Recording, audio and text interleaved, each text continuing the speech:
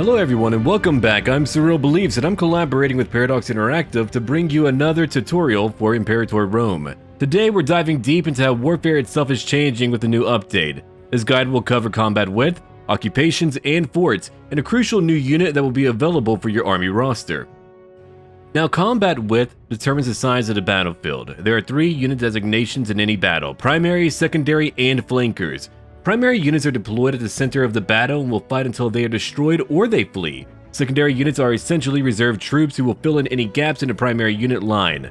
Flankers are units that can be deployed on the flanks of your formation. When the enemy's flanking forces are defeated, your own units can move diagonally to flank the enemy's main formation. Their maneuver value determines how far down this diagonal line they can move before engaging other units. The higher the maneuver value, the more effective they are at flanking. Combat width is no longer the same for every battle, and is instead dependent on the terrain you engage the enemy army on. For some examples, mountain passes may only have a combat width of 16, while open plains have a width of 30. These changes mean that not every army formation will be equally effective across the world, so you'll need to take extra care when building your units. For example, an army with great flanking power will thrive on the open plains, but will struggle in hilly or forested terrain. When it comes to naval battles, the increased combat width makes slower, heavier ships much more vulnerable to lighter, faster ships who can easily outflank and destroy them with their greater numbers. There's been a change to occupation too. Occupation of an entire province begins when you've taken all the forts in that province. That's it. If there are no forts in a province, simply taking the provincial capital will have the same effect. This means a quicker war score increase for you and less micromanagement of your armies during a war. In the new system, forts have a provincial limit of 5 forts per province, but you can increase this number with provincial improvements.